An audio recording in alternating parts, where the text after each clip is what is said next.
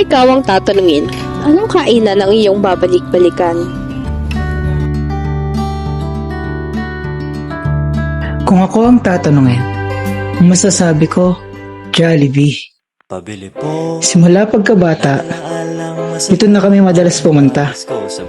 Naalala ko noon yung salitang Jollibee. Napapangiti na ako doon. Di man palagi, madalas, kapag may okasyon lang. Pero iba yung pakiramdam eh. Yung simpleng pagkain, nagiging espesyal dahil kasama mo ang pamilya mo. Pagtungtong ko naman ng high school, hindi pa rin nagbabago. Nandito pa rin kami, sama-sama kumakain.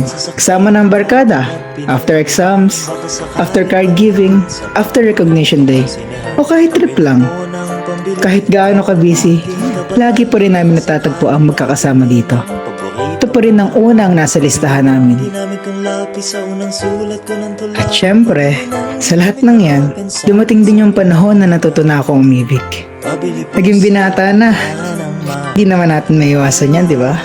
Dito rin nagsimula ang ilan sa pinakasimple pero pinakamagandang alaala ko. Dito kami unang nag-date at nasundan pa ng maraming beses pa. Siya ang una kong minahal. Dito ko unang naramdaman na marahil isang simpleng lugar para sa iba pwede pala maging espesyal dahil sa mga taong mga kasama mo.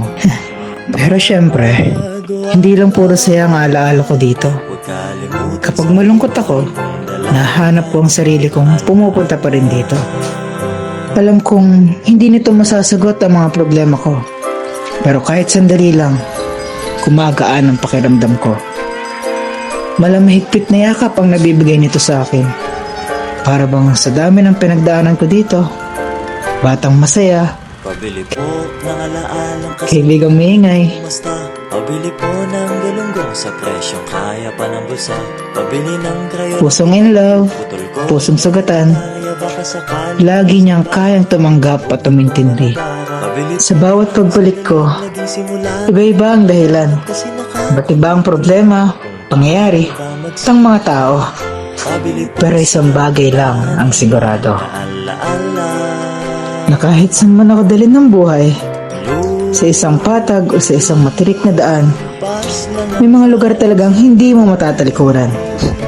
Sa lugar na naging saksi sa mga naging bersyon mo, mga lugar na tanging tahanan mo, na nagbigay ng sigla, yakap at saya, kahit sa sandaling panahon. Magbago ang lahat, huwag kalimutang sariwain kung dalaw